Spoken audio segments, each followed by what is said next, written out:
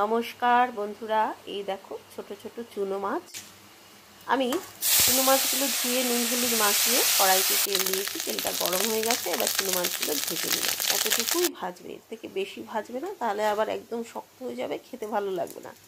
এবার আরেকটু তেল দিয়েছি, তেলটা গরম হয়ে গেছে, এবার কালো জিরে ফোড়ন দিয়ে দিলাম। এবার দিয়ে দিচ্ছি পেঁয়াজ কুচি। পেঁয়াজগুলো একটুখানি লাল লাল করে ভাজবো, একটু হালকা ভাজা করবো। পেঁয়াজগুলো ভাজা হয়ে গেছে, এবার এর মধ্যে আমি কেটে রাখা বেগুন দিয়ে দিই। বেগুনগুলো অবশ্যই ভালো করে ধুয়ে নিতে হবে।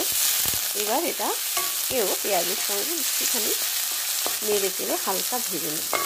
এদিকে আমি মশলার জন্য কেটে নিয়েছি একটি বড় সাইজের টমেটো আর কয়েকটি কাঁচা লঙ্কা। কাঁচা লঙ্কা তোমরা নিজেদের পছন্দ অনুযায়ী দেবে, যে যতটুকু ঝাল খেতে পছন্দ করো ততটুকুই দেবে। এবার দিয়ে দিচ্ছি কালো সর্ষে। জানো তো বন্ধুরা, বর্ষাকালে না চুনো মাছের ঝাল দিয়ে গরম গরম ভাত খেতে দারুণ লাগে। আমার তো খুব ভালো লাগে। তোমাদেরও কি ভালো লাগে? তাহলে কমেন্টে জানিও কেমন। ব্যাস, এবার এটাকে আমি পেস্ট করে নিচ্ছি। এদিকে দেখো বেগুন আর পেঁয়াজ কুচি হালকা করে ভাজা হয়ে গেছে। এবার এর মধ্যে দিয়ে দিচ্ছি নুনটা স্বাদ অনুযায়ী দেবে। এবার দিচ্ছি হলুদ।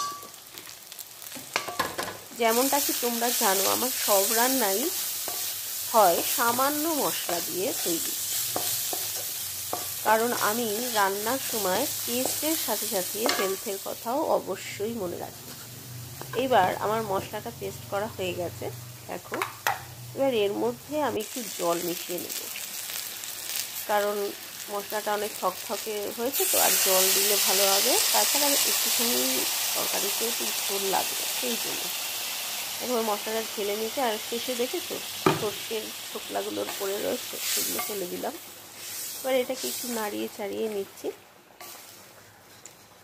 এখন ঝোলটা ফুটে ওঠার অপেক্ষা। ঝোলটা ফুটে উঠলেই আমি এর মধ্যে ভেজে রাখা চুনো মাছগুলো দিয়ে দেবো। চুনো মাছ কিন্তু স্বাদের সাথে সাথে গুণেও অতুলনীয়। চুনো মাছ খেলে শরীরে নানান ধরনের ভিটামিনের ঘাটতি পূরণ হয়। এবার এগুলোকে একটু নাড়িয়ে দেব। ব্যাস, ফুটে উঠলে ঝোল তো রাখবো না, ঝোলটা একটু মাখা মাখা হবে। এই তরকারিতে ঝোল হলে ভালো লাগে না, চুনো মাছের ঝালে ঝোল ভালো লাগে না। এবার এর মধ্যে দিয়ে দেবো কাঁচা লঙ্কা, গোটা কাঁচা লঙ্কা দিয়ে দিলাম।